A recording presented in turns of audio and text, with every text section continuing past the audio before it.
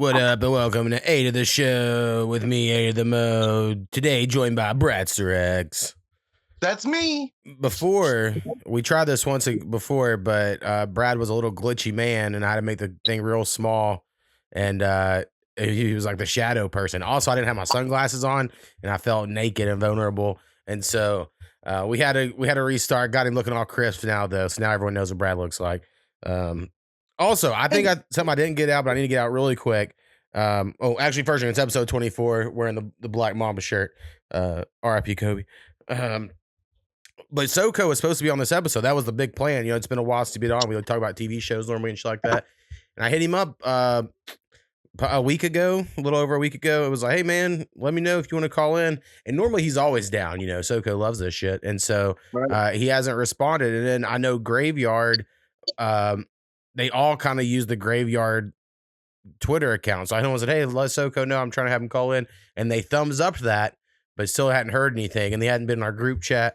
And so now I'm like kind of worried, but I'm his friend on Facebook, and it was one of his daughter's 21st birthdays. So maybe he was just partying hard and was like, I ain't got time for this shit. I don't know. But if he hates us, sorry, Soko, for whatever, we apologize. But I think it's probably just he's busy and shit, if I had to guess. Yeah, now that you say it's his daughter's 21st, he's definitely hungover right now, probably. You know, he's been singing For My Daughters for the last 48 hours. Just it was for my daughters. So yeah, but we had a perfect things happening out in the universe for you to call in a couple big things, the Epstein list and video game stuff. So I was like, we can make this work with Brad. And so yeah. So the thing that happened immediately after I recorded last week is the Trump blew Bill Clinton shit, right? And then my whole fucking feed is like all really funny memes of Trump and Clinton. They were good. Regardless of what side you're on, they're funny. And I think this was the perfect benefit of so Donald Trump himself has actually always been pretty pro-gay rights before the Clintons were or Obamas were or anything like that. But in general, the left and Democrats, because they're pro-gay, they can take all this and use it like, no, it's fine that Bill Clinton got his dick sucked by a guy. Like, you know, there is no shame for them on that side. And they like weaponize that really well to the Republican side of like, oh, your guy's sucking dicks. I thought you were against that. Like, it was very funny. And then Mark Epstein, who is the brother of Jeff Epstein, came out and was like, it's not Bill Clinton, it's a different Bubba. And he knows, but he won't say who. And so it's very funny, of course. And there's been that long time meme, I'm sure. It's not a meme, it's a video on TikTok, where it's like, if Donald Trump was a gay man from Queens, everything he says would make more sense. And you start listening to all of his quotes as if he was a gay man from Queens. You're like, oh my God, he's basically Nathan Lane in Birdcage. Like a politician. And you got the YMCA song and this fucking dance, and it just all starts adding up. Yeah, it's good. It's pretty good. So yeah, of course, I don't know if they did, but they were buddies back in the day. And then, yeah, all the Epstein lists finally came out. We've been waiting forever. And of course, this isn't probably all the documents. And I have said every time, but I think it's worth mentioning is that the Epstein stuff happened underneath when Donald Trump was going on the first time, as far as like the when he got killed in jail or suicided, whatever. And then the Biden administration had all these documents the whole time, didn't release any of them. And then Trump was just fucking 3 months ago saying they were fake and didn't exist. And this was all a Democrat hoax. And then once he realized he was lost, he's like, all right, yeah, just release them.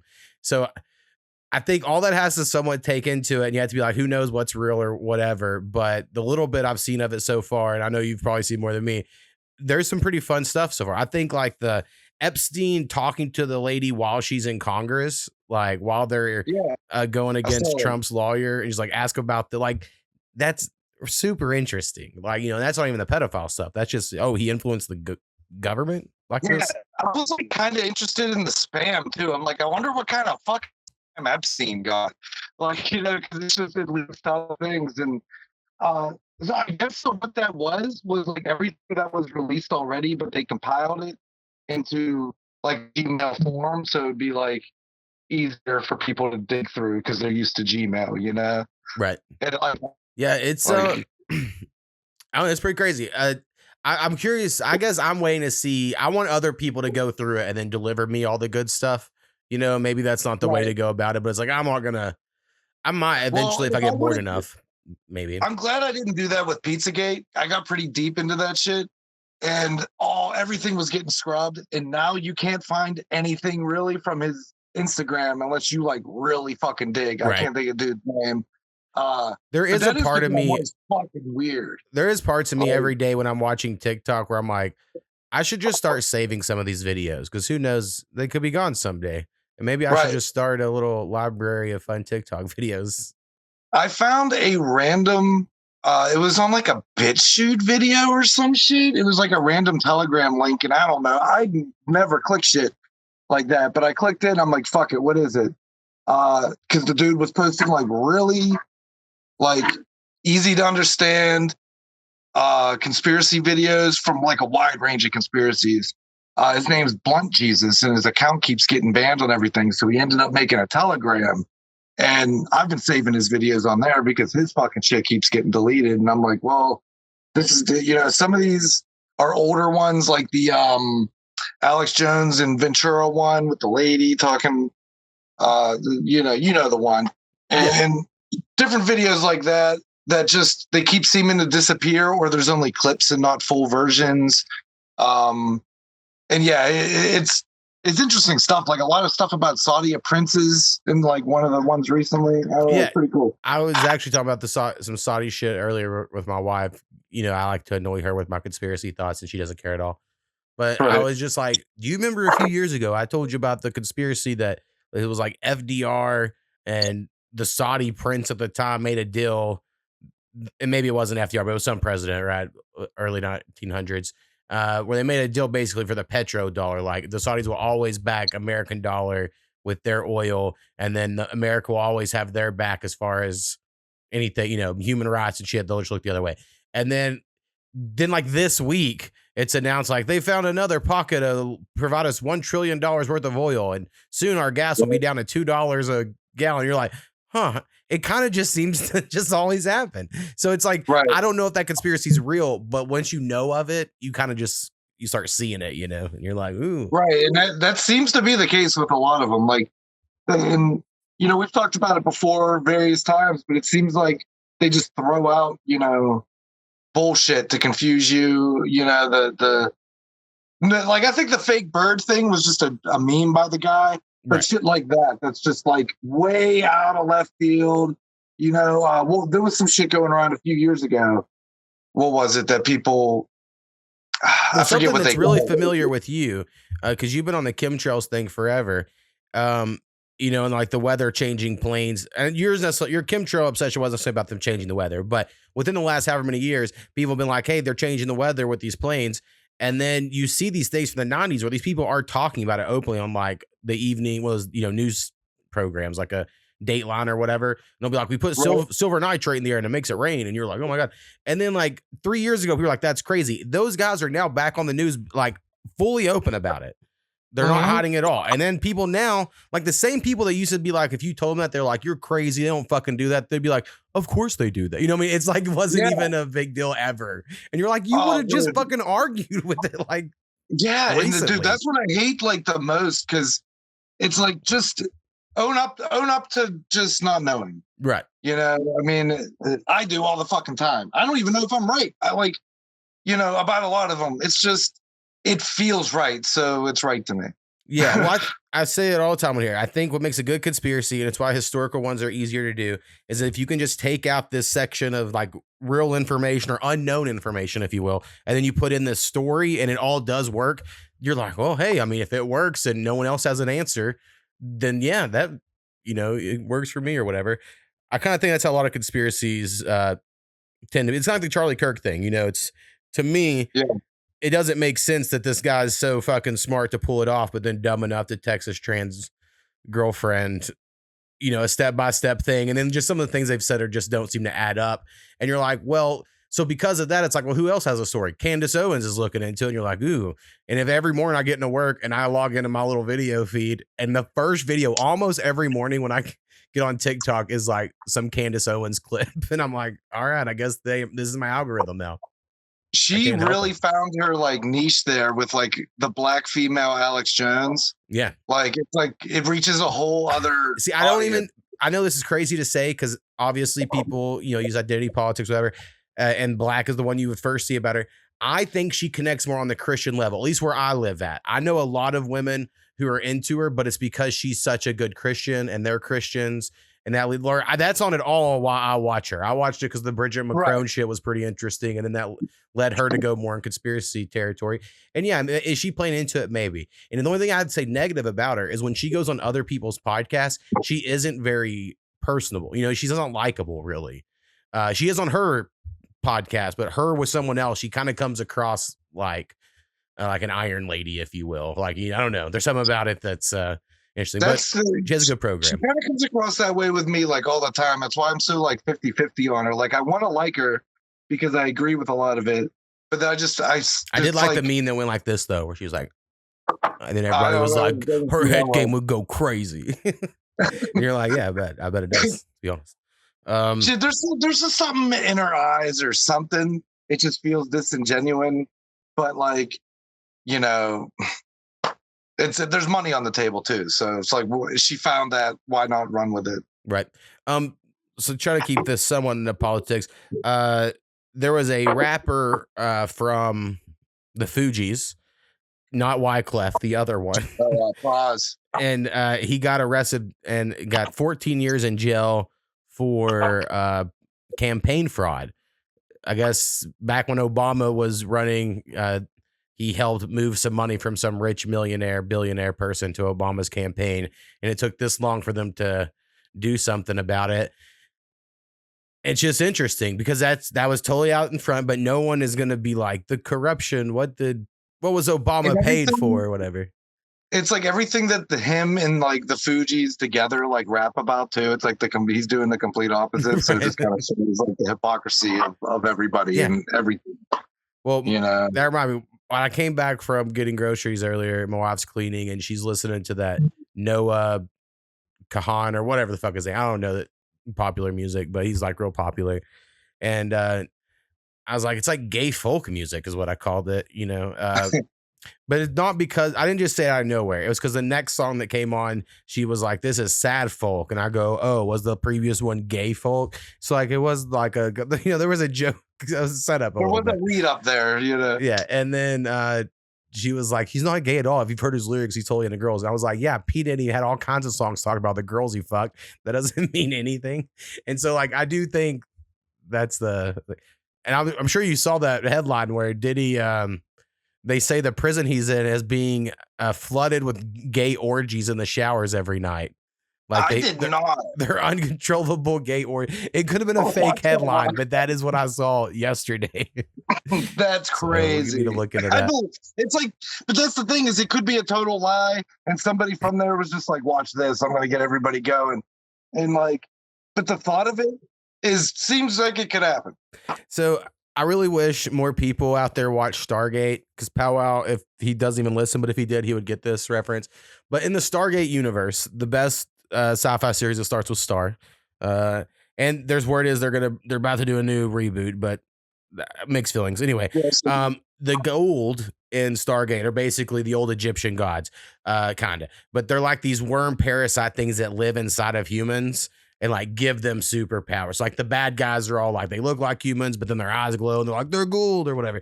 But they have the ability to like talk people into shit. So in my mind, Diddy is just a gold that like, no matter where he goes, he's like, I will have all of the young men. Or, if you want to think like a Greek god, he has, he's like he has some sort of power over humans. He just can. He can just, wherever he goes, he's fucking and he's going to figure it out. And there's, Zeus, Hades, and Diddy. And Diddy. Yeah, he's just right up there. So, Lord of the Underwear. Also, here's a not exactly political, but you'll probably get it. Liberal ladies seem to hate Sydney Sweeney's tits. And it's interesting. I didn't know it was a liberal thing, but I have noticed like a hatred for Yeah, there's certain people that'll be like, if you find her hot, you're racist because you like her because she's white. It's like, what the fuck are we talking about? And so, and they've also aligned her with being on the right. Maybe she is. I just think she should be able to have the ability to be whatever political side she wants. But it's funny to me because the liberal women for years and years would be like, free the nipple, you know, women show what you got, don't hide it. And then this woman goes out and shows off some cleavage and they fucking hate her, right? They just hate her so much. And then if you were like a plus size and she did it, they'd be like, yes, queen. But because she looks the way she does, they're like, fuck her. Is she the one that did the commercial? Yeah, the American Jeans, American Eagle Jeans. Yeah. Because I was thinking, like, I remember there was somebody who did that, and yeah, it's the American Eagle shit. Oh. And I think it's where like the right thing came and all the hatred. Like now, all of a sudden, it's fuck Sweeney, and it's like, yeah, I will. Right. Well, but my favorite part is I've a long time been an American Eagle jeans guy since I was about 13 or 14. And I basically have exclusively wore American Eagle jeans my whole life. I mean, I have a couple random pair of other stuff, but I'm particular. It's my form of autism, if you will. And I've been really mad. I've talked about it for the last few years where everything they make, it feels like tights. It's like the jeans are like fucking tight sweatpants or some shit. And I was getting mad. I was like, I'm so furious and I couldn't find any jeans. And then this year, American Eagle, they did something different to their thing. And I was like, I'm going to go for it. And they're loose fit and baggy fit jeans, even though it says they're Air Flex, which is the stretchy shit, they really weren't stretchy at all. And I've loved them. And the last 2 weeks I've been wearing them and I'm like, finally some fucking baggy jeans that feel normal. And it's really made me very happy. So shout out the baggy and loose fit jeans from American Eagle.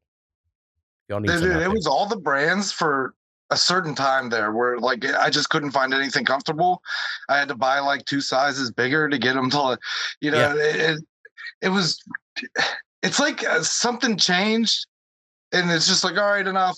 We're done. No more gay pride every year. No more this and that. Everything's over. We're over it. And it's like, I don't know. Good. Well, like let them have it. But like, I have this little cousin Cam who's a freshman in college around here at the moment. He's probably listening to this, and I think his generation they kind of are embracing the baggy a little bit.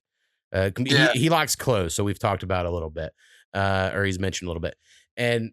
So I appreciate them. I appreciate it finally because I've been waiting forever. Because you know, this as a fat guy, the skinny jeans made you look like the villain from Despicable Me, Groot or whatever. You know, that's just how I looked. I'd be like, God damn it, I hate this. So especially wearing a yellow shirt, dude. I bet you did too. Like I'm very minion like. All right, we gotta play a song, and when we get back, we'll talk about some video game shit, and then after that we'll talk about other random shit because that's how this works. All right, first song we're going with is from the homie Sir Nasty, and I gotta say, before doing this podcast, I normally put together a little Spotify playlist. I noticed that both Sir Nasty and Southern Comfort's latest albums were pulled. We haven't talked to SoCo all week, so maybe this is part of what's going on. Who knows? Spotify's some bullshit. You know, they might have pulled it or whatever. DistroKid too. Like they're all like reporting false botting on people. I haven't had it happen yet, but I know one track happened to you. Yeah.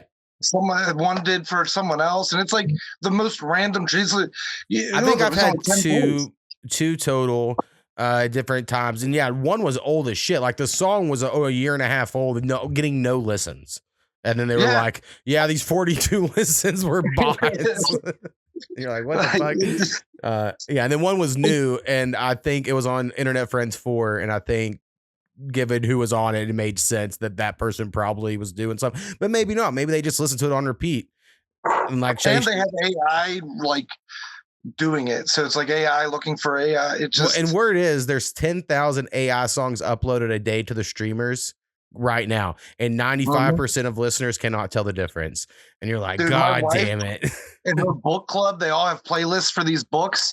And dude, she was listening to like 3-4 songs in a row by some artist, and I'm like, that does not sound right. Like, and I told her, I'm like, you sure that's like, is that AI? No, this is real. This is real. I looked it up. It's right there. Boom. This is an AI made by one guy, makes it all, and he's the artist of it all, which I kind of get that idea of it, but put it in another section. No, this is like guys that manage OnlyFans girls and think they're doing something. It's like, no, the ones fingering themselves are doing something. You're just fucking collecting it. So I'm like, I don't, maybe there is something to the you collect the AI. You know, I like to use a little AI art every once in a while. I know I shouldn't use the generative AI as a creative.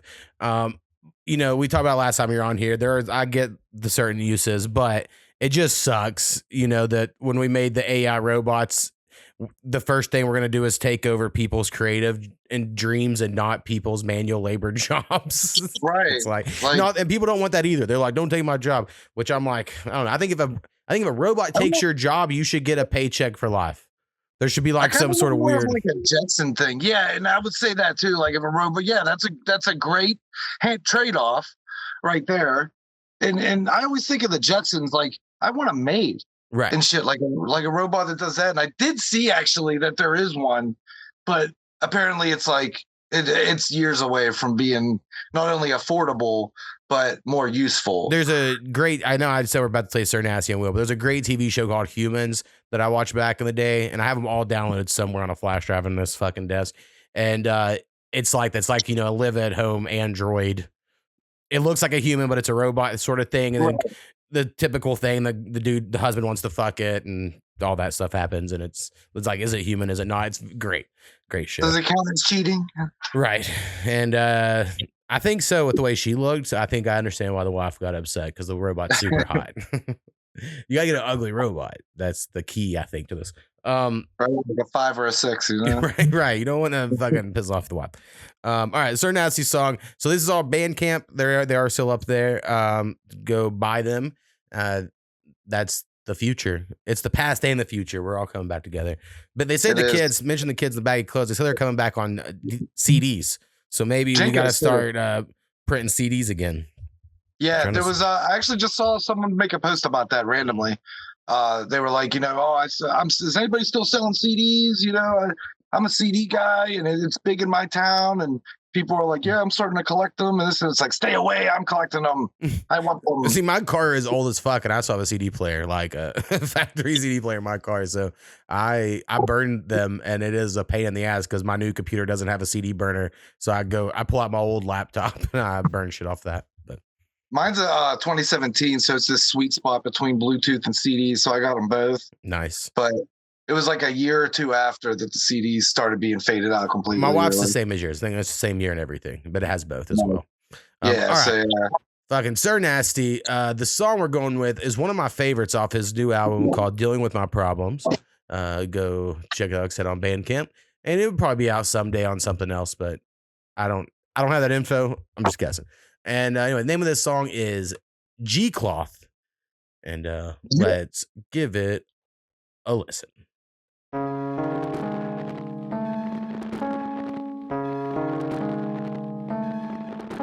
Real rapper, nigga. Generation 80s. I got us.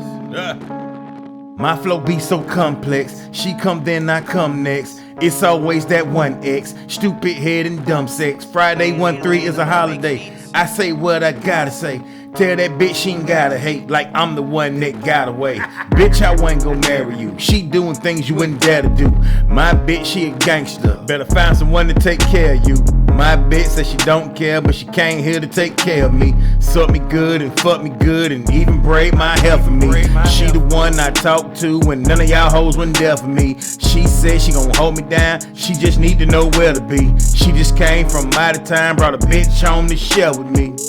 Yeah.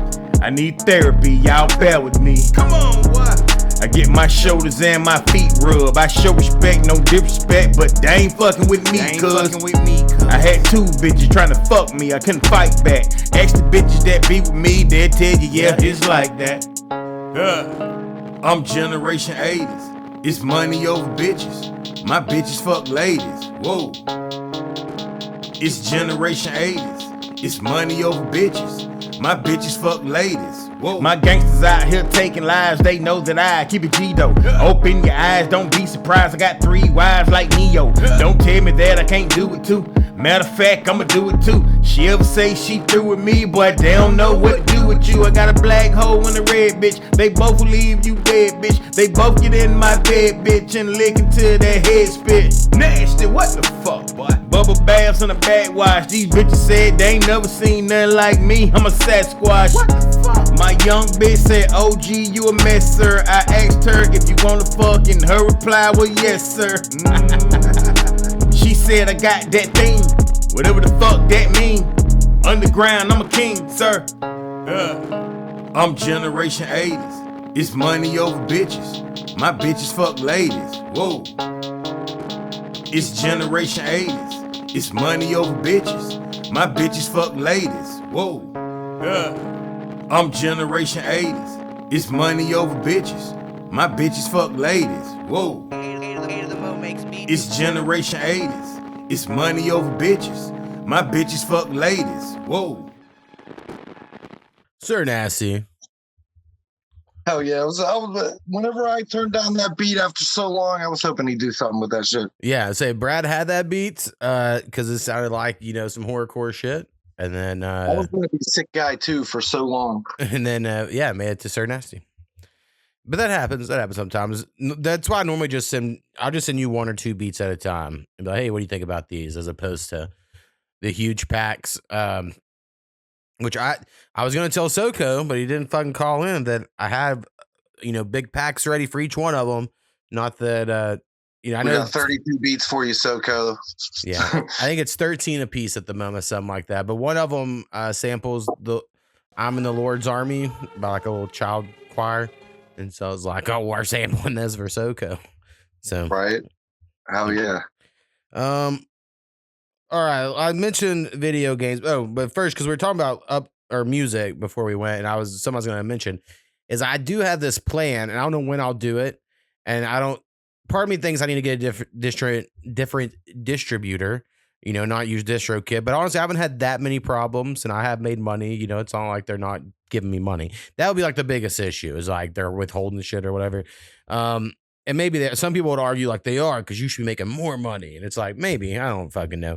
But I have seen cases of the money being withheld too. But, you know, a lot of times people leave out like that one thing that's like, well, that's why. Right. You didn't say that you bought a playlist or something. And, you know, no wonder. Yeah. Like, it's like you put $200 into the marketing this song and then none of the others. And you're like, see? You're like, right. What? Like, right. What do you expect? You know, one of the things I do want to do is I kind of want to re-upload all my projects. The ones that I would re-upload, I would probably not put up certain, you know, old ones or whatever. But I'd want to do one just to Spotify and then upload it again to all the other stores. So that if something happens, then, you know, it's just that because Spotify is the one that's causing all the problems with people. I also have an issue with Apple Music, but it's not anything like them botting anything. They just can't figure out the A2thaMo and A2thaMo makes beats. I want to be 2 different artists. And I email them about it and they're like, yeah, you're the same one. I'm like, yeah, but like they have horrible customers. Like they're just obtuse, if you will. I'll give DistroKid that. I made a tweet or some shit like because trying to reach out to them like, hey, I want another name. You know, I fucked up naming this one, whatever I named it. I want to name it Bradster X and Coop now. Because I had the 2-name thing, and they were like, you know, usually you gotta like pay something for a slot, but they gave me the slot free, right? Because I was even like, damn, I gotta do this shit, and I thought that I had upgraded DistroKid to like the unlimited artist thing, but apparently I didn't. So I've just kept it since. But I don't know. That's the plan one day, so I can separate everything accordingly, you know. Right. Yeah. Well, I mean, I feel like I can't keep making the vocal music forever. But as long as I have to kind of keep what I got going, you know. But eventually I'll run out of steam, I'm sure. You know, it's getting close, but I got a couple more of me. When I strained my neck, it kind of like fucked up like I don't know, these muscles here. And my fucking Adam's apple, dude, was like a little to the side. I had to like push it in place. That is great. And my throat's still kind of. I don't really have an Adam's apple. I don't know if it's because I'm fat or if I'm secretly a woman, but I've never really had much. Yeah. You'll feel it in there, like, you know, whenever you go to swallow or something, it should move. Right. And I see it in the video here. What mine was from really was poor posture. Right. Like. because I'm not like sitting up. You know what I mean? I bought one of those just- shoulder strap things that hold your shoulders back. I think Sectionless Desk behind me, but it's kind of too small. I got a 2XL, but I guess my shoulders are more of a size they don't make. And so I need to like just hold it like this all the time. See, I thought like the chair was supposed to be straight up, you know? So like I had it straight up. But like it should be leaned back a little bit, I guess. See, I have to sit straight up. Like whenever I've driven me and Skinny went to the Thunder game a couple years ago, and he laughed at the way I drive because I drive straight up. But it's because I have had back problems since I was 23, and so like I have to sit straight up, or else I will get out of the car and be like, "Oh my god, my fucking back." It's like my arm was tingling and shit. It's because of a compressed nerve, and I'm just like, damn, what's going on? You know, because this was like a 2-day, 3-day. I kind of blame me being on my phone too much for that one. Like my thumb doing this is like fucking with a nerve in my back. 100% being real. It's me fucking gambling on my phone too, because I'm sitting there like this and just like zoned. I'm locked in, dude. Right. Like super locked in, and like when we were young, and we could talk. This will time perfect. I'm a master seguer here.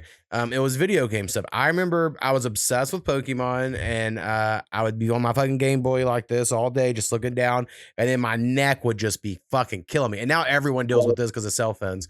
And then also being in a Walmart and playing with like up like this, because like the TV would be way up, and once your parents would come get you, like my neck would be dying because of how long I was staring at a fucking N64 Wave Runner demo or whatever. We had this thing in Giant Eagle. It's like a grocery store around here. They had all the systems, dude. Fucking from like Sega and Super and up. And it was just like, it was fucking heaven for kids. But it came at a time when I was like, I only had 1 year. I could really chill there and like still be normal. And, you know, I'm not too old. And afterwards, they got like GameCubes and all the fucking newer ones. I'm like, oh, yeah, man, that would be cool. To have that as a kid, they don't even know. All right, let's get into video game talk. The first thing, last week I talked about the Steam Machine stuff a little bit, and just one quick thing on that, and then I'll move on. Is whenever it announced it, I really in my mind was like, "What'll be $500?" They have not announced the price time of us recording this, but I was like, "Oh, it'll be like $500."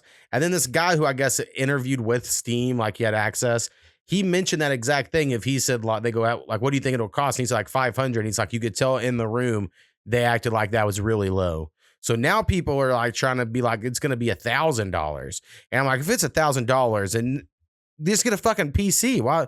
And but then people are like, no, but they need the little factor for your living room. And maybe that's really important for more people than I realize. Like, I'm not going to get one because I have a PC that's already as good as well, you know, the Steam, or close to, not maybe quite as good, but pretty close. But yeah, anyway, I just didn't expect it to be that expensive. So I was like, everything I said last week where this could change the game, it could.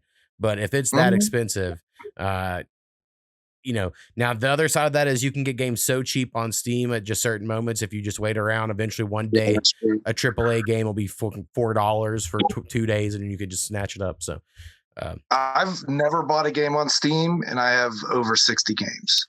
Yeah, like just from free games throughout the years, shit like that. Like, you know, I'll get an email, you know, like, oh, here's 2 free Steam codes and shit. I'm like, all right, cool, whatever. And then some of them I have on PS4, 5, you know, whatever. And but I never play PC games, and I don't really know why. I have a good computer. Right. There's certain games that work for me on PC. So the only and also if it's a game I've already platinumed on PlayStation, and then it's on sale and I love it, it's like, I'm gonna get it again. You know, it's like I'm going through Stardew Valley to get the 100% achievement on, because I've already done it on PlayStation, and Hades one doing the same thing. Are you keyboard and mouse, or do you use a controller? Or? I use a controller. I have a PS4 controller hooked up. Typically, you could do it at 360. I used to have a 360 controller, but one of the joysticks got all loosey goosey on me, and so then I switched it. But that is the Xbox 360 controller felt pretty good, and I like the wired ones. You know, I prefer that for my PC gaming.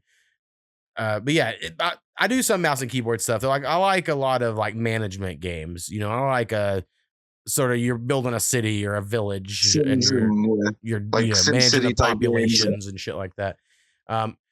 yeah, like there was this game called Banished that I loved back in the day when it came out. And then basically there's like a million Banished clones now. So they're always recommended to me. And I almost buy it, but I never do. I'm like, no, I can't. And the As soon only as you get one roguelike, dude, they all start coming. yeah, I mean, I have.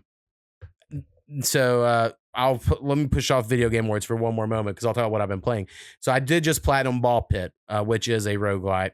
It's more. Also, they're calling Vampire Survivors top games Survivor like. So they're like it's actually Survivor like.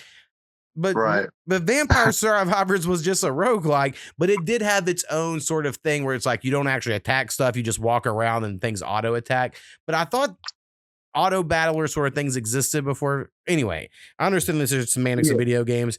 But anyway, I platinum Ball Pit, but I did it because I could, because the game was so easy. And I was like, well, I can just do this. It's not that difficult. But then I also been playing a lot of Cyberpunk. So last time I talked about it, I feel like I was negative sounding about it because I kind of was. I was like, it's fine, it's whatever. But I think what I learned was, and what happened was I went and pulled up my save file from 4 years ago. It was where I beat the game. And I was like, well, I'm going to pull up that one. And when I did, it gave me this big message that like they've tweaked so much stuff that they've redone all your skill points back to 0 and you have to redo your skill tree. And I was like, oh shit. So what I ended up doing is I made my skill tree exactly how I was playing my other character, the new one that I started. And once I got it all maxed out, I was like, this sucks. And then I went back to my old character and then respec it to be completely different. So now I make someone that's just really fast with a sword. And I just go into every mission, samurai fucking up everybody. And I can block bullets with my sword, and I slice people up with my sword. And that's basically my strategy now. No more fucking sneaking around. I also had a bunch of points and cool points before, and I felt like that was stupid, so I didn't do that the second time around. So anyway, I've made Cyberpunk, I think, more fun by doing a different builds. Yeah. It made a lot of. Sometimes that's all it takes too to do that. Like, I love the From Software games and stuff like that, and that can really make or break it too. If you're a heavier build and that's not your play style, but you think that's what it is because it's just what you picked up and whatever, right. And the weight management and things like that. Because I mean that's what fucked it up for me. The first couple times playing different ones and. Well, I also think I was trying to make myself too well-rounded when I was going, because there'd be certain like conversation blocks that it's like, but if you were a level 8 at this, and so I'm like, okay, I'll put a couple points into that. And then it's some later on, it's like, well, if you had this many technology points, I'm like, well, I'll put a couple in it. And then eventually what happened was I was like the same at everything. And then probably not that good. Whereas in my new build, I already have like the final upgrades for like the sword power. But, but nothing else. And so I'm like, I have to kill things with swords because that's like my only option. My only like real comparison to that would be the Elden Ring DLC because I was like hyped for it whenever they announced it because I was still in the middle of playing it, and I've put like over 200 hours into that bitch. Right. And then over the time here, I haven't played anything. Like I missed my first PlayStation month in years ever, maybe in October. I was like, fuck, I completely forgot. But I was like, all right, let me fire it up, see how it is going back to it so I can like maybe check out the DLC. And I just felt fucking useless. Right. Like I have a pretty much all around build character and I was destroying things last I remember.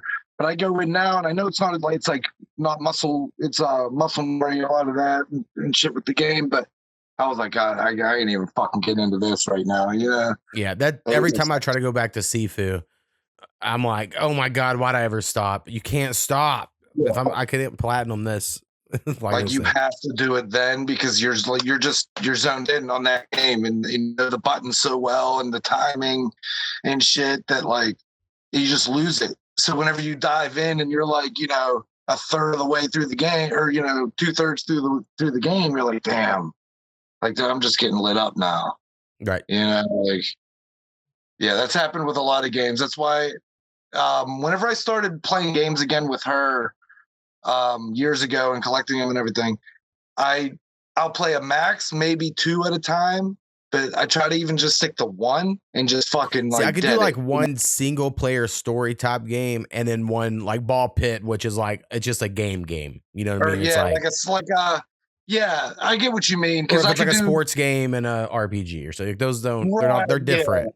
You know, or whatever. Yeah, that totally makes sense. Now, my wife getting into gaming has, been a huge deal. We actually recently got a game that I thought was nominated for Game of the Year, but I'm looking on this list, and maybe it's not.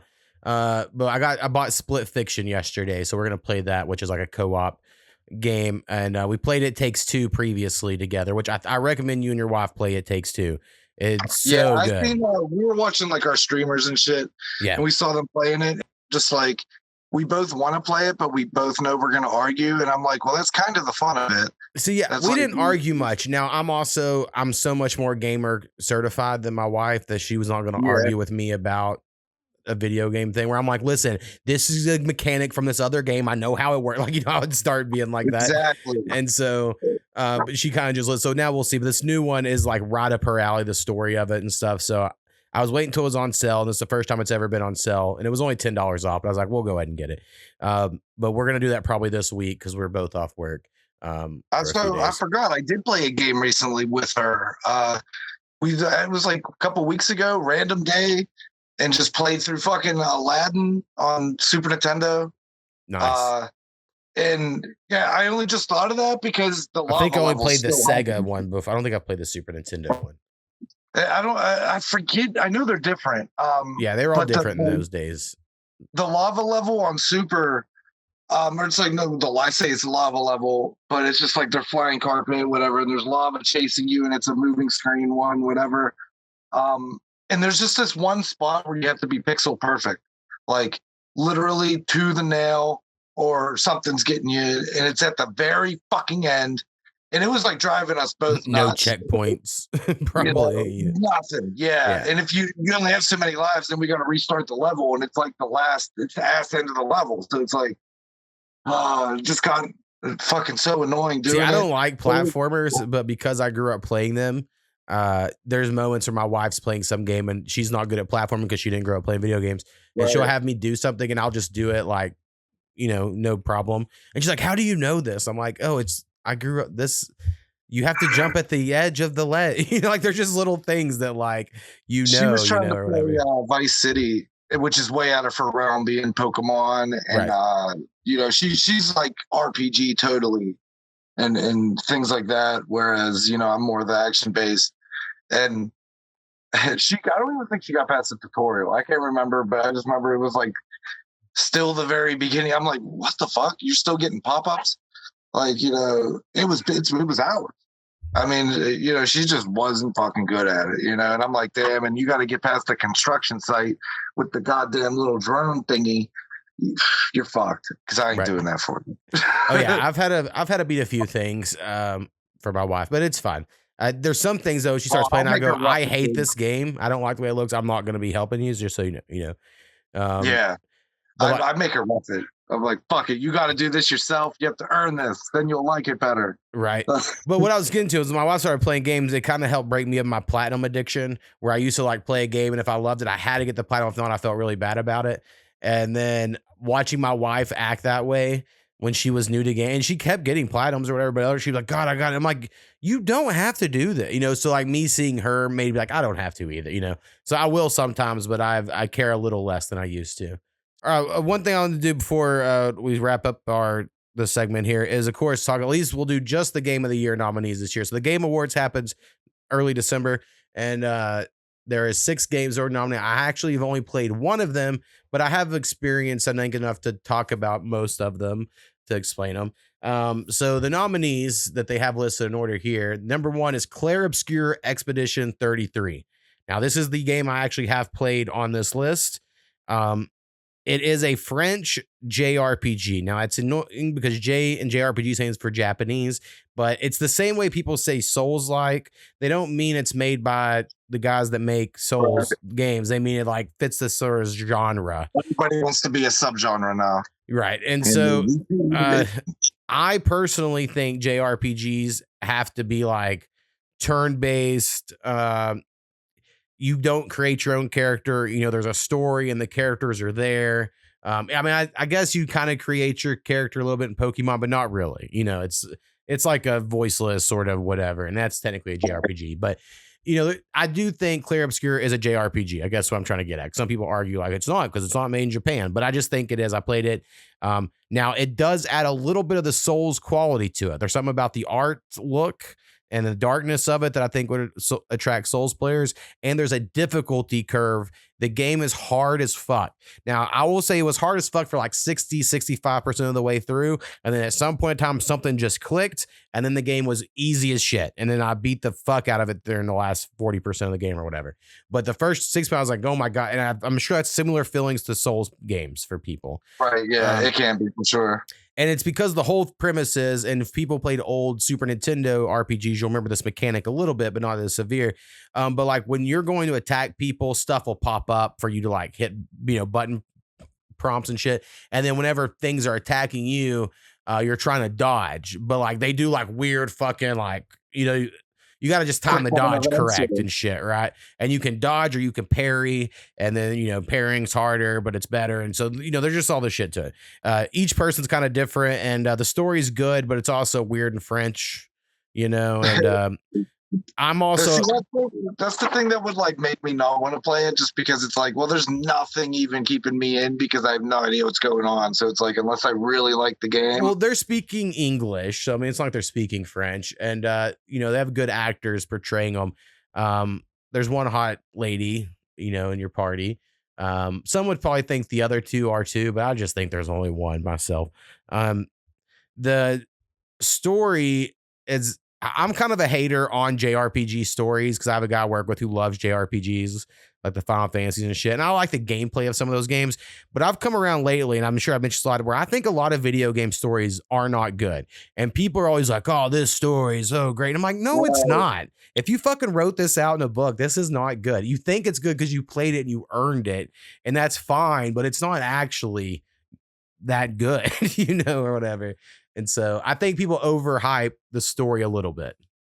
There's some games, if you read them on paper, and it's just like, all right, it is pretty simple. It just doesn't seem that way when you're doing it. Like that's why I think the games I like the most, and stories or whatever, are things that do a lot of lore and world building. You know what I mean? Yeah. More necessarily, that's like more than like the literal linear story that we're playing or whatever. Right. All right. Next on this list. Death Stranding 2 on the beach. I did play Death Stranding 1, and in the moment back in the day, I liked it because I didn't think I was going to, because I never played a Metal Gear Solid game, and Kojima made Death Stranding, and I really liked it. And then I tried to play Death Stranding 1 before Death Stranding 2 came out here this year, and I was like, oh my God, this game's so boring. How did I loved this game the first time, but the second time I did not like it. Maybe it's just a first time experience sort of thing. Because is it as much like, because I love Metal Gears, but I've never played this, and I remember the announcement, and I've seen the game, but it literally doesn't look like you can attack at all, besides like small little moves here and there. No, they added actually quite a bit of action. So there's a director's cut version of Death Stranding 1 that added a lot of combat that they were developing for Death Stranding 2. I guess. So now there is, I think, more weapons and more attacking stuff. But when I played it the first time, I never wanted to fight. Like the moments I had to fight, I was like, God damn it. Like, right, because you're so worried about the weight and everything. Yeah, well, you're just walking. It is a walking simulator. It's like you're walking from this point to this point, but it kind of taps the same sort of pull, like management games, like I mentioned earlier, like a Sim City, where like there's something about like, well, I just got to do this, and if I'm just consistent, I'll get there and do, like it means it's kind of like what I imagine those people that play the like semi truck games, where like they're making deliveries in a semi truck in a video game. Right. I'm sure it's something similar to that, Now, washing the sort of Kojima-ness of the game is that in the game, like other players, like things they've made appear in your game, and if you use them, you can give them a thumbs up, and then they're like, you got 10,000 thumbs up yesterday. So it's like this sort of social connect, like you're feeling fueled by helping others, but really it's not that important. You know what I mean? It's like a sort of fake meta thing on it. The story's weird as fuck. It doesn't even really make sense in that weird Kojima way, but people are like, it's so amazing. And you're like, it's fucking weird, like an anime's or something, like, I don't know. Yeah, it's just, and the graphics are great. So you're like, oh, you want to really like it. Also, I'm kind of a hater on Norman Reedus a little bit. I just think he's too overloved just because he plays the coolest character in Walking Dead, a show that hasn't been good since season 2 or 3. I just learned it was still going. Yeah, they never. I think he got a spinoff, so they'll never stop. I knew about like all the like the Fear of the Walking Dead and all this, but like for the original to keep going type shit, I was like, damn, what? Yeah. So Death Stranding 2 got nominated. People really like that. Apparently, instead of going across America, you start off in Mexico as like a little tutorial, and then they ship you to Australia. So you're linking up Australia because that's basically you're putting these outposts back online when you're walking to them and delivering them their packages. You put them back online, but then they're like, hey, can you deliver this there and this there? And then you're just constantly delivering shit. And then you get technology to make it better or whatever. There would be like the big stack you got to carry and balance and shit. And I've seen a lot of that. And it just, there was a part of me, because I like I said, I love Metal Gear so much. I was like, I don't know, maybe. It's a lot like what I said about Cyberpunk last week. If you have a bunch of fucking time, sure. But if you were like only had so many hours to game, you're not doing a lot. You know what I mean? Right. So there's something about that. So it would be like this would be like the second game if you're playing a main game type of shit. Right. It seems because hard, you know. But I would say Death Stranding 2 got nominated because Kojima or Jeff Keighley, who runs the Game Awards, loves Kojima. And so no matter what, he's getting nominated. But people did like it. The next one I have up here is Donkey Kong Bonanza. Now, I personally thought this game did not look good, but I don't think many Nintendo games look that great. That's why I don't own a Nintendo software or hardware, I guess. But people love this. It's like Mario Odyssey, which is another game I didn't play, but I guess if you like that, the similar. Odyssey is good, yeah. And then it's like the same team. And Donkey Kong, he can like destroy the whole level. Like he can just keep breaking everything. So like everything is destructible. And so I think the kids or whatever, I could see it. And I've seen some, video clips of people playing the game. There's a lot of platforming, sort of 3D platforming challenges, things like that. So it could win. I mean, it's the Astrobot won last year, when people didn't think they would, but it was the only like kid-friendly family game. And looking at this list here, Donkey Kong is the one for that. If that's the voting, everything else is evil. Yeah. So, now for what it's worth, the Donkey Kong games have been really good, like through the years. Like the one on the Wii original and the Wii U was good. I remember people love Tropic Thunder. No, Tropic Thunder is the movie. Tropic Freeze. Tropic Freeze. Yeah, that's the one. I don't know if it was that one that I liked the most or the other one, but I just remember they were both pretty good. But then seeing this, me and her were both just like, "What is this? This doesn't even seem." Like the whole gimmick's just breaking the level. Who gives a fuck? Yeah, to me I thought the same. But I listened to a few different video game podcasts, and some people really liked it. But they're also big Nintendo fans on that podcast, so it's hard to tell. Biased. All right, next on the list is a game that I definitely wanted to play, and I will buy it as soon as it comes to PS5. But that's Hades 2. Hades 1 was one of my favorite games of the PS4 late generation. I platinumed it on the PlayStation 5, I believe it was. I don't know if there's different trophy lists or not. They might share one, but I love Hades 1. I'm playing a Hades 1 again on my Steam account, slowly but surely going to try to 100% that. It's 100%. It's a long time because there's like so many shit you just keep unlocking. I would highly recommend Hades for you, Brad, if you've never played it. It's very isometric, action heavy. And, it's a roguelike game, as in like you just keep doing the runs. And then to me, a thing that makes a roguelike is you get different power-ups, and those power-ups, the way they interact with each other, kind of determine your sort of run. And this takes that to like more so the next level. I feel like, there's different Greek gods, and you're getting different powers from them, and then certain ones can combine to like better powers and do different shit. And the first time you make it to the boss, it's very, I think, Souls-like in this way. Of like the first time I made it to Hades, because that's the final boss, not to spoil it, of the first game. You're like, there's no way I'll ever beat him. You know what I mean? Like, it's so hard, but you just keep playing. And then by the time I'm platinum it, like, if I don't beat him, it's a surprise. You know what I mean? Like, you're just beating you just get so good at it. And it's also second nature, and you're like one with the game. And then also just the first time that you think you beat him, but then it turns out he gets 2 health bars, and then it like fucking revives. And you're like, you motherfucker, this is bullshit. But yeah, it's so good. It might be my favorite roguelike. I mean, I would have to really think about them. There's a few others that are up there, of course, but I think Hades is so good. So I know I'm going to play Hades 2. It's just only out on PC and Switch right now. They did not put it out on Xbox and PlayStation, which is a bullshit. and I want to wait and get it on PlayStation so I can get a platinum trophy if that happens to happen. Yeah, it's Hades. The original Hades is one I've been wanting to play for a while. I just haven't yet. But I know it'll end up being played because it looked great. Yeah, well, it has that because I know you're more of a retro gamer. It has a lot of those qualities to it. Yeah, and just like the theme too, because I like the gothic setting and shit and all that. So yeah, it's pretty good. Yeah, and like it has a good little story, but it doesn't. It's not going story first. It is gameplay first. Right. A gameplay first story. All right, the next on the list is the most anticipated game on here. People were just so excited when this came out. I thought it was so overrated, but that is Hollow Knight Silksong. Hollow Knight is a game that came out like 10 years ago, and this is the sequel. It had so much hype, but no, this isn't anything against the game. This is more about me speaking on the culture of the world, pop culture, gaming, TV, movies, all of it. But within like 2 weeks, everyone was done talking about it, right? This is like the most hyped game for like 9 years, especially indie game, if you're not going to include like big things. And people were like so excited. And then, it's so huge. It like storefronts crashed the day it came out.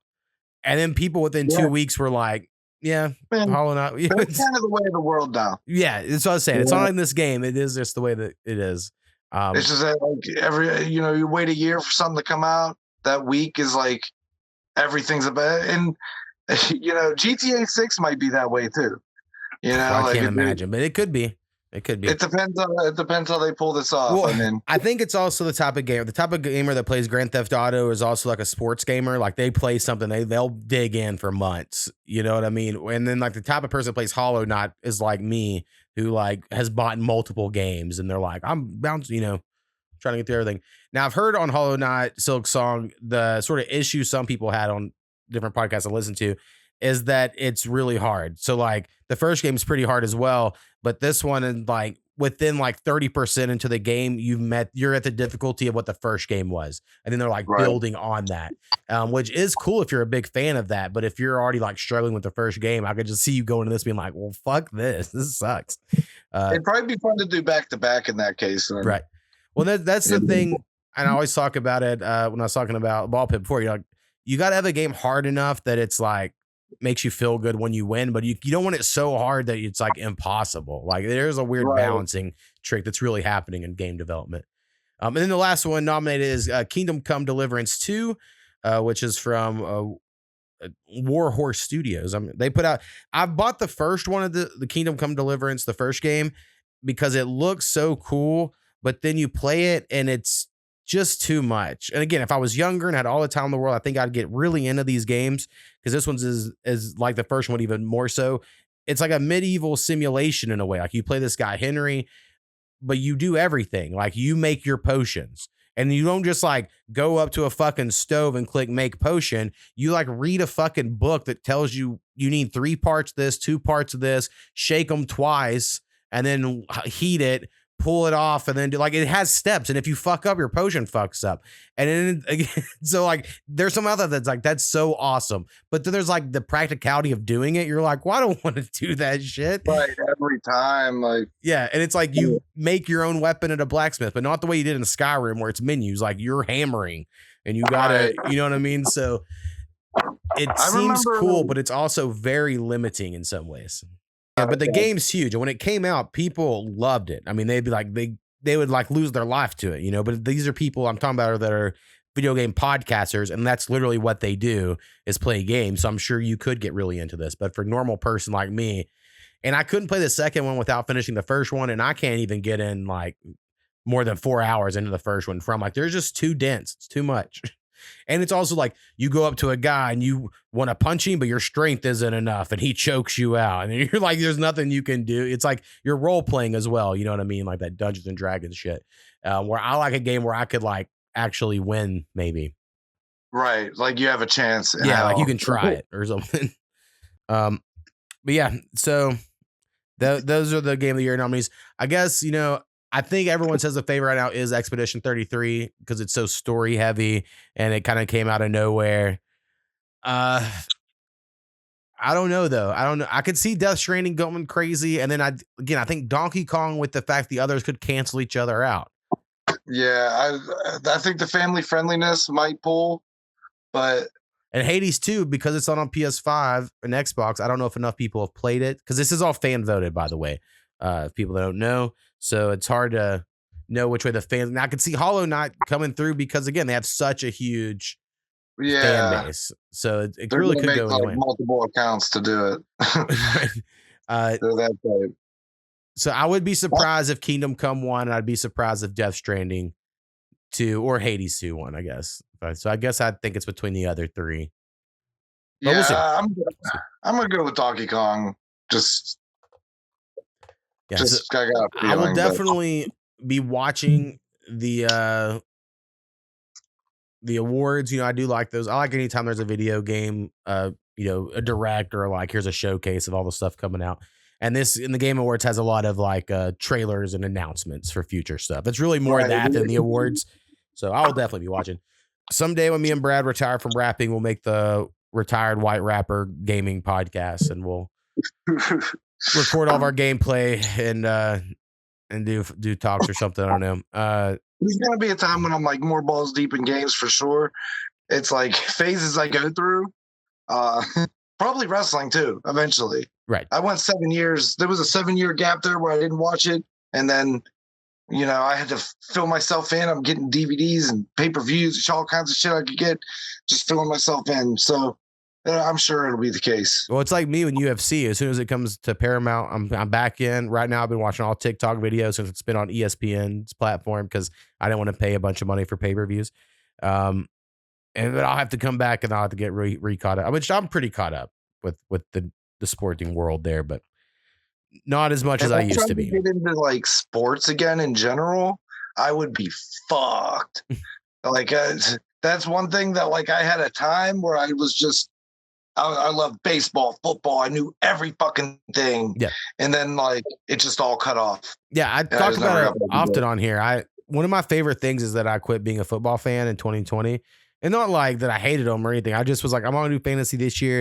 And then I just fell out of it. And now I'm like, someone's like, oh, do you know so-and-so's the starting quarterback of this team? I'm like, oh, crazy. I didn't. But there was a time I knew every player for like every team, it felt like, because you were just so tapped in. So now I still have that with basketball, but I've checked out on baseball. In college, I checked out. And then football, I checked out more recently. But yeah, I like having not as much knowledge, but I have to keep one. So basketball is what I keep. So. It's just a lot. Yeah, it's a lot to keep up with too. Yeah. And, talking to like sports guys, quote unquote, it's if you don't know fucking like everything, Well, I've said this before and I hate to say it because a guy or two that was there might listen to this. I'm not trying to hate them in particular, but it stuck out to me. But a few years ago, a fraternity brother of mine came into town, was like, hey, we're meeting at this place to get drinks. And it's when OU got into the SEC. And these guys were like, God, the number of seats in the stadium, that's not enough for that conference. We got to get 20,000 more seats in this. And I was like, we're not even talking about fucking the actual players or like y'all are talking about the like economics of a stadium.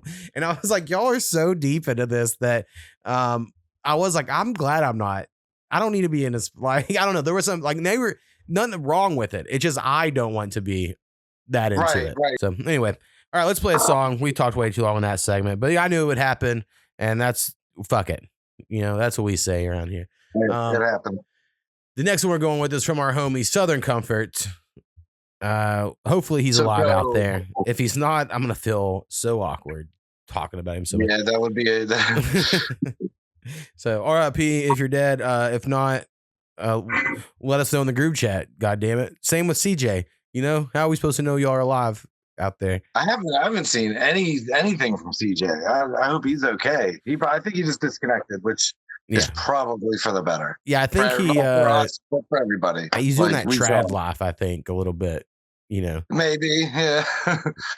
Which that's good. Yeah. All right, Southern Comfort. The name of the song is "My Life" off of the Southern Comfort Collection, Volume 6, something like that. And like I said, on Bandcamp, it may be up on other places someday. Well, I'll let you know if I get it figured out. But let's give it a listen.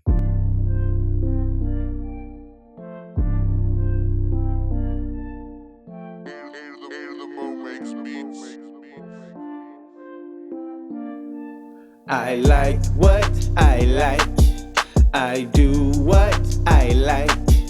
I just live my life. I just love my life. I like what I like. I do what I like. I just live my life. I just love my life. Life is precious, that's the only message. It's a gift from God, you can't exchange or return it. You only get one, so I suggest you truly learn it. Learn how to use it, don't deal in confusion. There's an afterlife, but you can't rush to it. Show appreciation, take a deep breath. Life is not expendable, what made you think that? The movies and the music and the stories on the news. Timeline filled with murder, every couple scrolls. I know, we desensitized. And yes, I say we, cause we in the same boat. But I do have empathy for those I don't know. And I do have sympathy for those who don't grow. Stuck on stupid is a mode I can't abide by. It don't matter who you are, I'll tell you bye-bye. That goes for anyone in my life. My bros, my kinfolk, my kids, or my wife.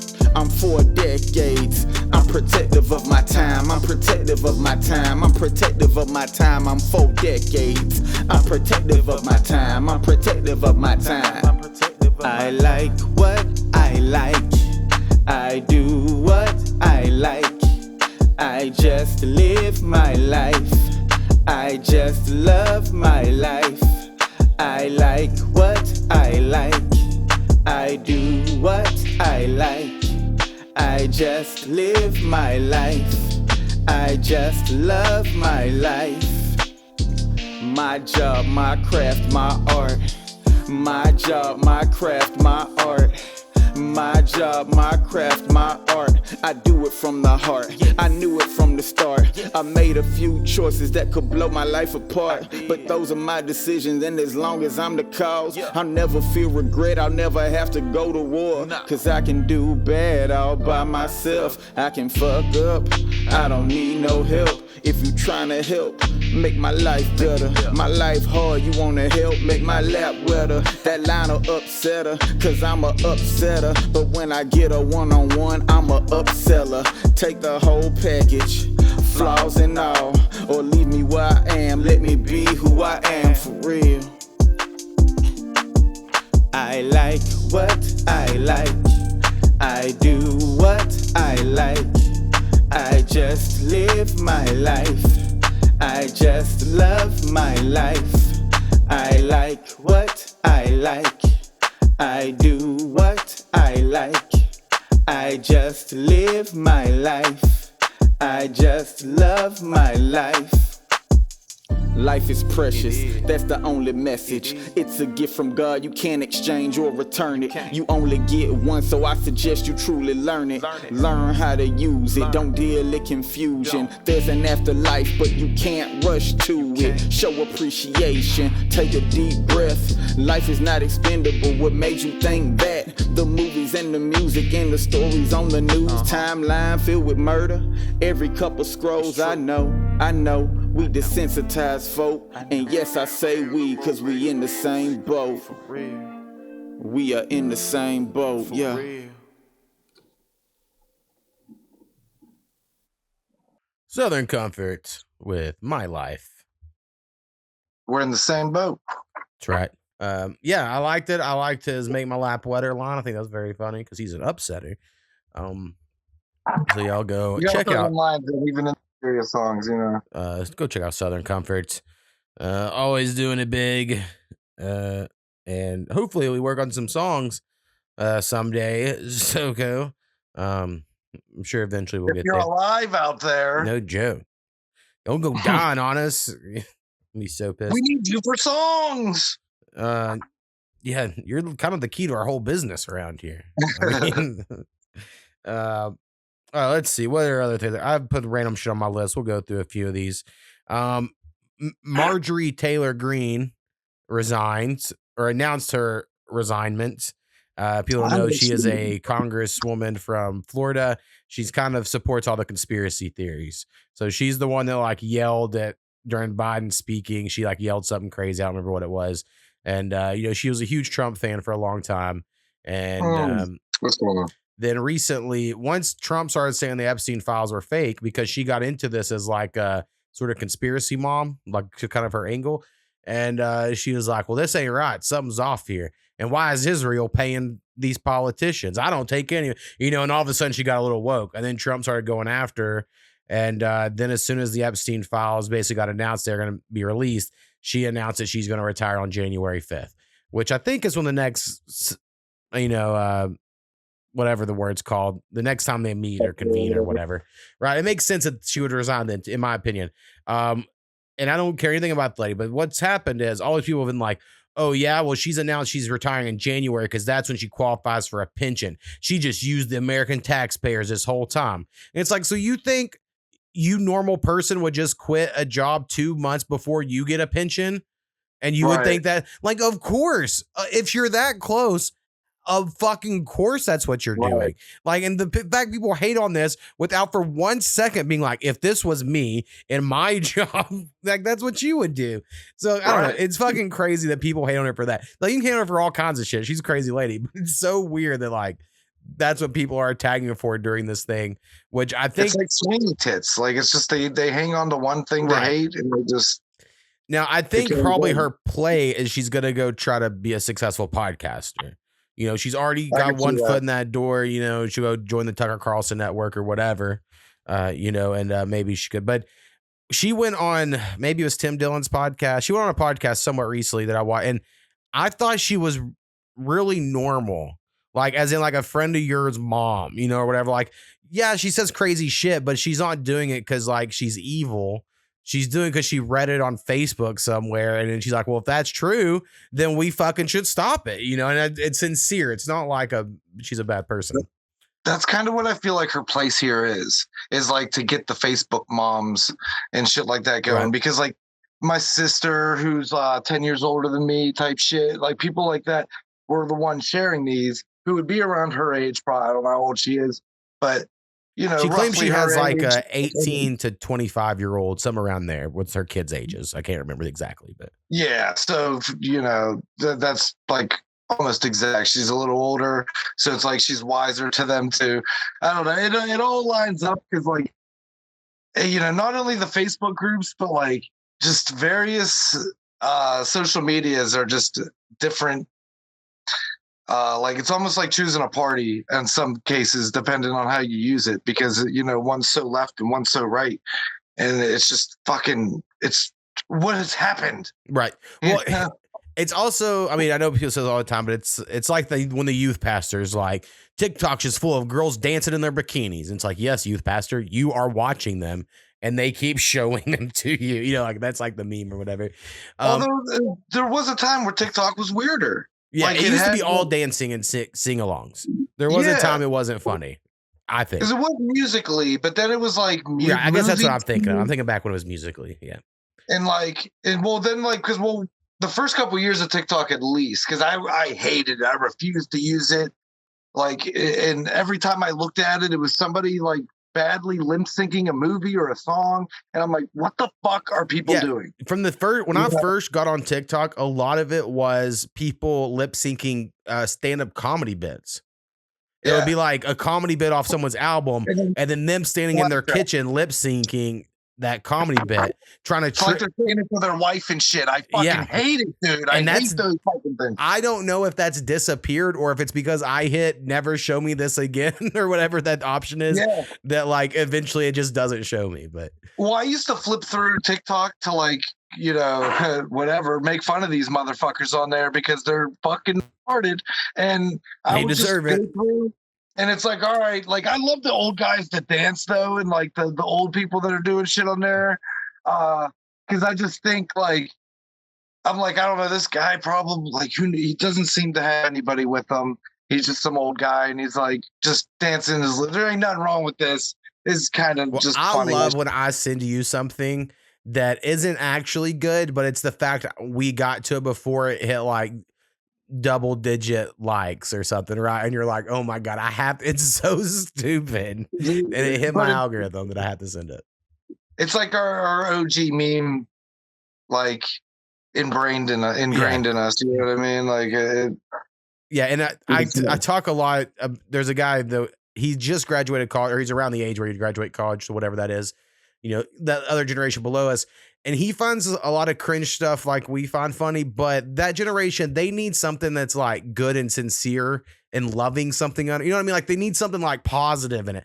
But like we thrive on like there's no hope, right? Or there's like no positive, like where it's so negative that it's like it's like unhealthy, it's like, oh my God, I can't believe we're into this. But there's something wrong with our generation.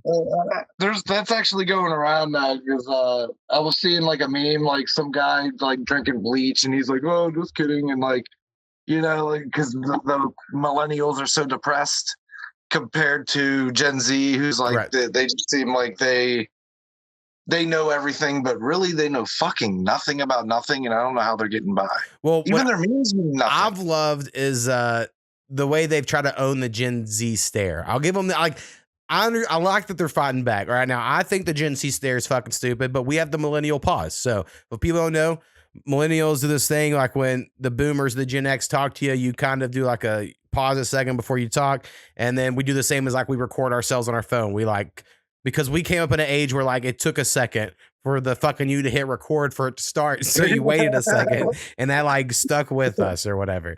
And then this fucking Gen Z has the Gen Z stare where I guess like they'll be working at a convenience store or something and someone will come in and be like, hey, you have any Coke or Dr. Pepper or whatever? And they'll just stare at you like they don't know how to respond because they don't have social cues because they missed them somewhere. Just the way the world is, like talking in they're used to having a second to wait and respond, because it's on the internet or something. So, and then old people hate it because old people, they think everything should be in person. I argue with old people all the time about this. I'm like, no one cares about that anymore. Like, I don't hold people to like a standard, like in person. As long as you do your job, I'm fine.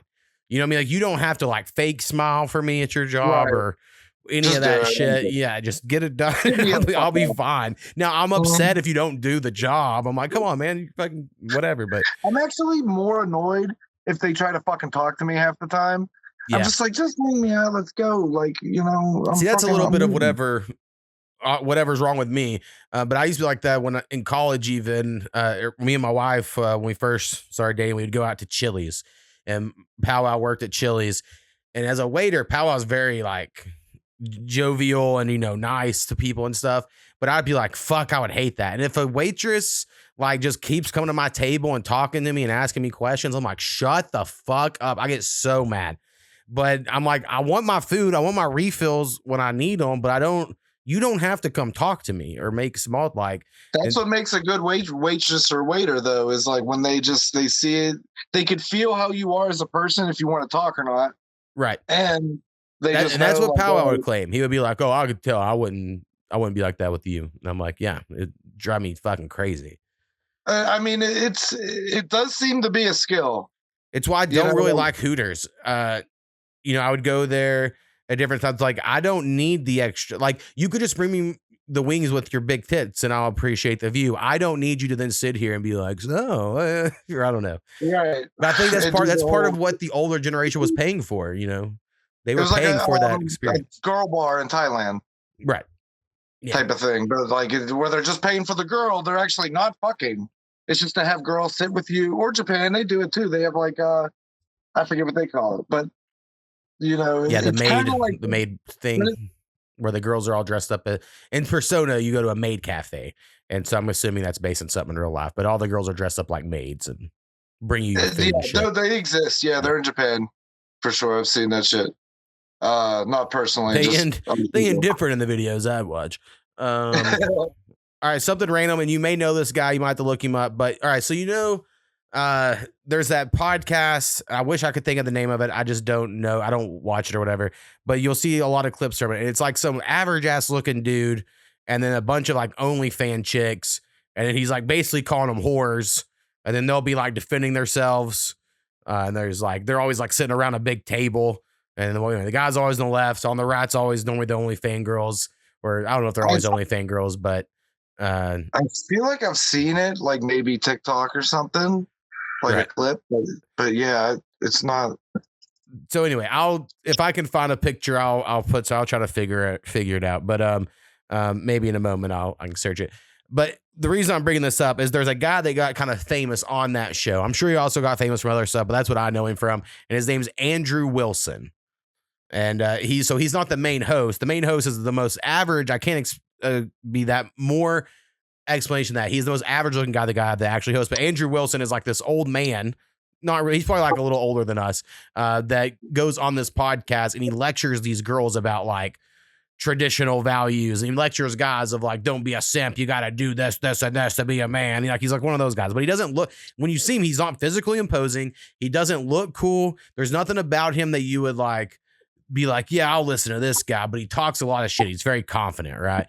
And so anyway, he had this meltdown because he was debating this lesbian woman. I only know he's lesbian because he let everyone know about something. And she was, I don't remember exactly what they're arguing about, but she comes out with like, well, you're married to a woman who has 3 baby daddies. She had 2 baby daddies before she married you. And then he immediately was like, fuck you, you fucking slut, you fucking dyke. Go lick a ditch, you fucking dyke, talking shit on my wife. And he fucking loses it. Yeah, that's what I saw. Okay. And so Clavicle or something. Is it that guy? Something like that. Said Andrew Wilson's the name of the guy that has the meltdown. I don't know who the guy who hosts it is, but it's so good. I have to say, everyone needs to look this up because I think it's perfect. Because this guy's hiding behind. Because again, it's a traditional conservative sort of thing of like, I'm protecting my wife. It's like, no, you've been lecturing kids on the internet for years about how you're so manly, and they could, if a guy called in and goes, I'm thinking about marrying a woman that has 2 kids, he would be like, it got let out of the bag. Exactly. But he would judge anyone else for this. I don't think it's wrong. I think it's totally fine, but he would judge people for it. Right. And he gets called out for it. And then he knows it's like he sees the money leaving his hands, right? Like, oh no, my whole thing is going to slip out. And so he goes crazy. And man, it was just a great internet moment. I hate that I know so much about random internet stuff, but it was such a good shout out that lesbian lady. Like DSP jacking off playing video games back in the early streaming days. Yeah. If you don't know DSP, you look him up. That's a funny storyline and lore to dig through. Something I'm getting real pissed about lately. I guess my old manness, and I love dogs, but I'm getting tired of people bringing dogs into stores. It has hit a level lately that I'm like, what is happening? Why do people's dogs need to be in a fucking grocery store? Yeah, I don't see a lot of it. I mean, I've seen it. Just I haven't seen like an increase or anything. Normally, I would see like once a month you might see one dog, right, on one of your trips. But last week and the week before, I mean, everywhere I went, there were dogs. And here's my thing: I like dogs, but if your dog's in the store, then it better be trained enough to get the fuck out of my way. Like, it can't be like fucking 6 feet away from you on the end of its leash sniffing something. Like, it's got to be like up on you. You know what I mean? And so like, I'm fucking just coming right at a dog. And this lady looks so pissed at me like I was going to run her dog over, which I wouldn't have. But I was like, get the fuck out of the way, dog. Like, if you're going to bring the dog in here, get the... Yeah. Oh, it was a lot of them are trained though. Like, they're trained to like just kind of... They'll stand right next to them. Right. And that's how you know the ones that aren't. And then there's a guy, I saw him 2 weeks last week and the week before, and he's bringing in his bully, which is the dog Snap he used to have, which they look like pit bulls, but they're like lower to the ground and wider. And I don't think they're as aggressive as pit bulls or whatever, but like they are stubborn and they don't get out of people's way. So it's like he's at Walmart on a Saturday with a fucking dog walking down the, you're like, this is so fucking stupid, but it just, Walmart hires fucking imbeciles, so what are they gonna do? They're just gonna let the guy do it. What I've seen a lot of actually is, and it's not even like an affluent area or anything, and there's just women with dogs in their purses. Yeah. Like these little like fucking, they're like this big. I mean, it's crazy. And those, I guess, don't bother me because you don't even deal with them. There was last week, one of the guys, there was an older black man who brought in a dog, and it was kind of annoying because he was really slow.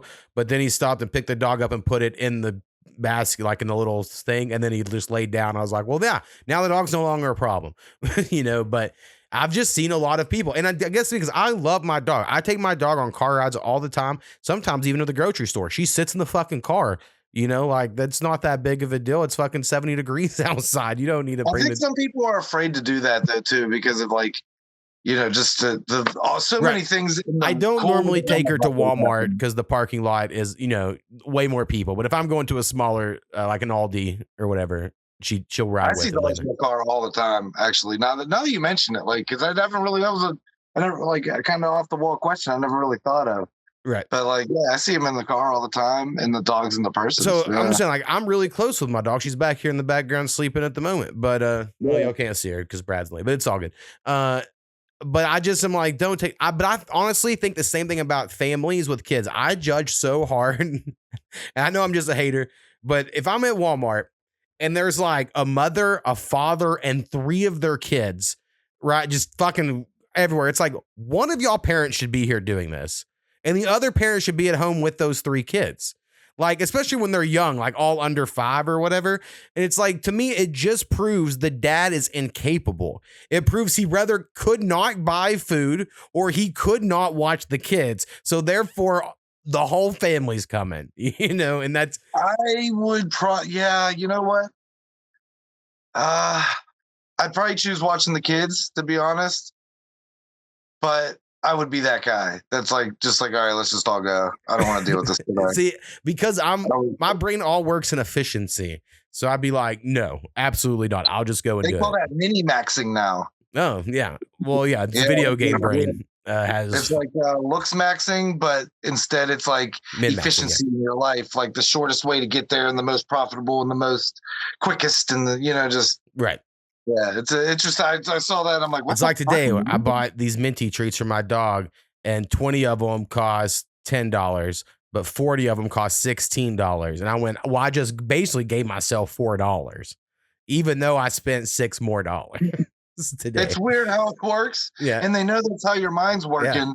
And I guess it just depends how much you have in that moment. Right. Because there's been times I've had to turn down deals because I'm broke as shit. And I'm like, fuck. Well, there's some old like Mark Twain ass fucking story about how the rich man can buy the quality boots that last for 5 winters and the poor man can only buy the boots that last one. And that's the way the rich man gets one over on you. So that's always in my mind of like, I got to get the best quality thing if I can. And, there has to be some sort of payoff. But then they fuck us. They start making everything cheap and then it doesn't matter. And, it's all. Yeah, when everything's like Temu kind of, it's like, all right, fuck. Yeah, speaking of Temu, one last second, then we'll play a song. I hate Funko Pops. I heard they may be going out of business. I think they're done. I despise them, and I don't know why. I mean, I guess if I have to say it's basically the equivalent of AI.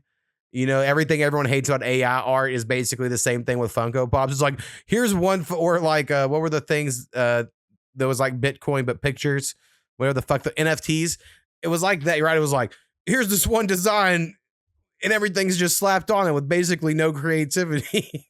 Right. And then and then people would collect them and then they got, I don't know. I was like, fuck, I always hated them and I'm glad they're going out of business. Yeah. My father-in-law is obsessed with them and I don't even know if he knows yet. This is going to destroy Thanksgiving. And he breaks the news. Now I have to.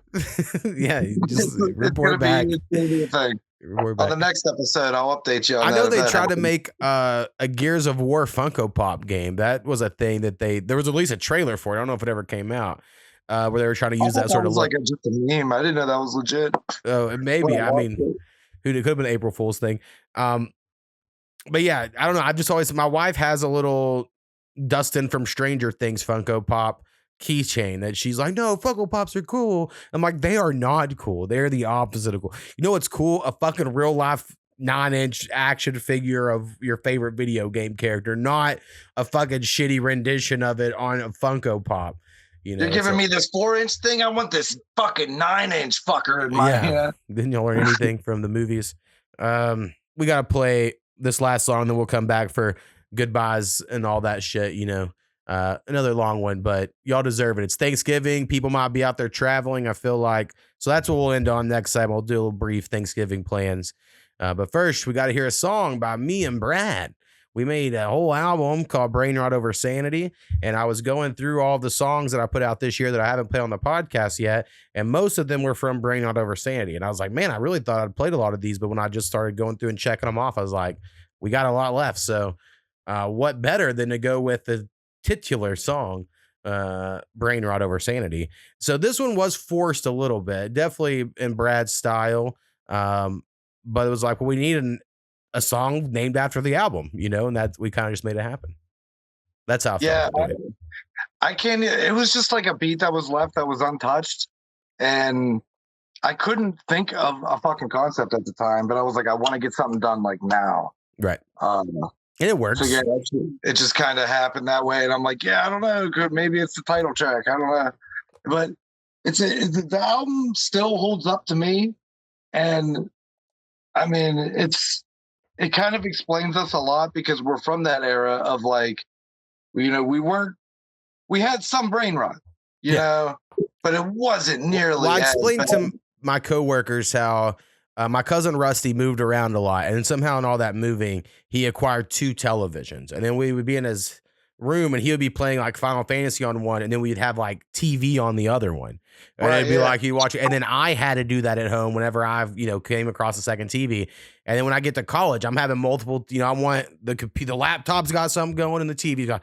And so that I think I've always kind of been in that whole like multitasking brain rotten mindset. We like more long form stuff. We're a little more of that era when I was broken to some of these early kids. But yeah, we definitely have, and a little bit of the degeneracies, that came along with probably watching some shit we shouldn't have on the internet. Things like that. I mean, we grew up with Suck It and everything else, like the whole thing. So it's like our 6-7, if you will. Yeah, and I get that, but it's like, again. But Suck It was pretty obvious. We were saying suck our penis. We weren't doing this elusive sort of thing. Yeah, what's this fucking mean? No, it means nothing. And it's like, I get if you told me that meant you balancing testicles, okay, right, maybe it is like suck. Anyway. Brain Rot Over Sanity. You can see what it did to our brains. We're all ADHD'd out. All right, let's give it a listen. Fucking computer's bullshit. It's fucking sick. It's not cool anymore. It's not fun. It's not fun to be on the fucking computer. They changed everything about it. It used to be so cool.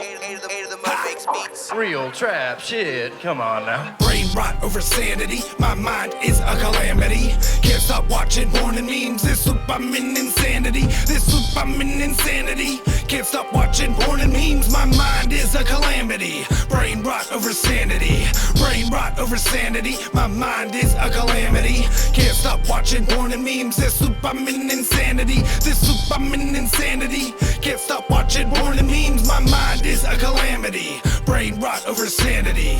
Rug Brad, I think I lost my mind. Shit, since a kid, I've been trying to live online. Stay there other times where everything fine. Some kids do nothing with they thumb and draw line. Oftentimes watching videos of awful crimes. Getting high, watching bump fights, feel like an awful guy. Shit, I've been undisputed. Somebody give me some waffle fries. I don't know how, but the internet fucked us up. What could we do when we was coming up? There was nothing but snuff or snuff for Jason. Now we all go dumb like everyone hated. So much propaganda and they're gonna keep making it. We reading memes, playing both sides like double agents. Don't care what y'all saying. Broken a bowl and refreshing the pages because I'm brain rot to the core. Fiend for memes cause I need more. I could doom scroll all day like my feet chained to the floor. I won't even answer the door if I'm caught up in some lore. It's really hard to ignore when your brain rots to the core. Brain rot to the core like cocaine snot. I want more. I could doom scroll all day until I make my way to the morgue. Refresh my feed, I'll never get bored. Got new memes called At a Score. It's really hard to ignore when your brain rots to the core. Brain rot over sanity. My mind is a calamity. Can't stop watching porn and memes. This loop I'm in insanity.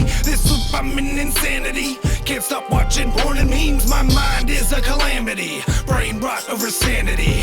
Brain rot over sanity. My mind is a calamity. Can't stop watching porn and memes. This loop I'm in insanity. Can't stop watching porn and memes. My mind is a calamity. Brain rot over sanity. it's right in your brain, addicting your mind. You try to maintain, you running out of time. It's right in your brain, addicting your mind. You trying to maintain, running out of time. Brain rot to the core like cocaine cocaine snot, I want more. I could doom scroll all day until I make my way to the morgue. Refresh my feed, I'll never get bored. Got new memes called How to Score. It's really hard to ignore when your brain rots to the core. Who is this guy? He's got like every meme ever produced on the internet. He can knock us out with his memes. And I do, I have tons of memes. I'll just keep memeing them to death until they just surrender because they just can't do it anymore. They don't have the memes that I have. They don't have the memes we have. That's all there is to it. And there was a lot to that, though, like in our mindsets of the OG meme era. Right. Because it's just like something about showing somebody a meme that they haven't seen. Because if you have seen it, you're like, yeah, I've seen it. Right. And like, I don't know. I hated that feeling. So And I wish I could remember what Netflix documentary that guy's in, but I remember the first time I saw it, I was like, God, we're sampling that. Yeah. It was so good. So anyway, yeah, go check out that album. It's out there. So what are your Thanksgiving plans, Brad? I think I'm gonna end up going to both families again. And by both, I mean my wife's side. And then I'm probably gonna visit my mom, but that's just overdue. You know, it's been a few months. I should probably go visit her. And you know what? I don't actually know which house I'm gonna end up in, but I hope it's her mom's because there's some bullshit going on at her dad's. I don't really know. So Right. Less drama. Yeah, I'm actually hosting a dinner tomorrow. I'm having my parents come up, and I'm gonna cook a turkey and dressing and sweet potatoes and a green bean casserole and rolls. I got the turkey all seasoned up, ready to go, throw in the smoker in the morning. Yeah, my mom's gonna bring some pies, and then they'll leave, hopefully, and then we get that knocked out. And then I'll have some leftover turkey for the week. And then my wife's family, they do it on Thanksgiving Day. That's why I'm doing mine early. But they've decided they're going to cater it this year and not cook. So my wife's a little upset about that. She's like, what about our family traditional thing? So anyway, yep, that's it. Not a whole lot going on there. I don't want to go too long here. I'm trying to keep these under 2 hours, and we're pushing it. I didn't realize it was going to happen this way today. But one thing I wanted to just say before we end it, or talk about before I know, is this song I'm going to play, or there's a beat we will end on. It samples a Paul McCartney interview where he like plays the guitar and he's like explaining stuff to an audience. And then I sampled into this beat that I love, but I'm worried out of all the people, he's probably one of the top that's like, yeah, you can't, you're going to get caught. That's Paul McCartney. But then again, it's not like, I don't know enough about the Beatles or his solo career or whatever to know if it's like an actual song that I'm sampling or if it was something he improv'd in the moment. You know what I mean? And that would make the difference unless that video is copywritten. I've had that happen too. And actually, if I remember, I want to say that he's saying it is something he played for Kanye, sent it to Kanye, and then Kanye sampled it for something. But it doesn't sound anything like what this is. But he's like playing an acoustic guitar version. So I think I could maybe, I don't know. It's a tough one. See, my main thing getting caught with that has been the video game ones that I make. Demon's Crest and Castlevania.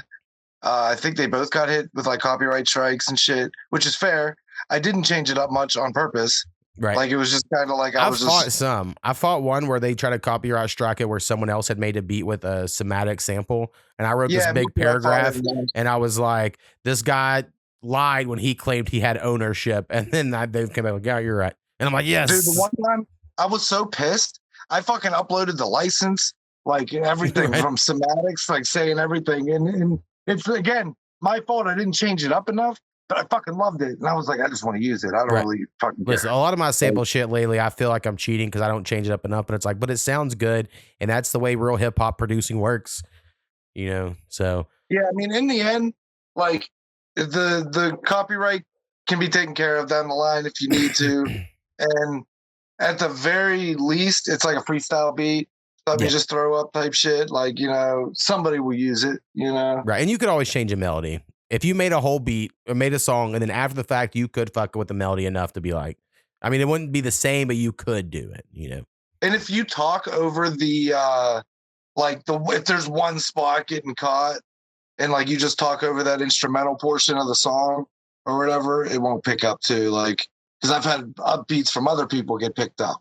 Right. And Like that's kind Well, of yeah, why I've had. I mean, fucking people that send stopped. like an H2 song or something. It'll tell me like this is a so and so beat. And I'm like, well, it is, but that he's not saying That's it's like not. You know, like right. so. Like the Wanted one I did, it's like, you know, it's like there wasn't much change. It was the hook flat out. It's like I don't even think there was maybe reverb added to it or something. You know what I mean? I can't really remember but it was the full hook, and it's like that don't get picked up. But then, you know, you use one note from like wrestling or something, and that'll get picked. Like Right. Disney, you know, one of the ones that like Nintendo, Disney, and WWE are three that are like Notorious. very sick. Right. All right. Well, anyway, we're playing this beat here. We're gonna end on. It's called DA7. That means nothing to y'all. And I have it in Paul McCartney beat. Also is what we can call it. But his whistles are so good. That's what I sampled. That I'm like. So I might put this out on an instrumental someday, or maybe someone will want to use it and something. But you know, it's kind of like a hip hop country shit. So anyway, Brad, appreciate you calling in. I know we took way too long. But it looks good. We got your camera looked good the whole time, so I think that was a good call. And anyway, hopefully the people enjoy it. And happy Thanksgiving, the best holiday in my book. That's what I say. Happy Thanksgiving, everybody. Enjoy your turkey and your game sessions. All right, later, man. And here's this cool beat. I thought, oh, that's lovely chord. So I started to try and write something just using two fingers. And the mo makes beats.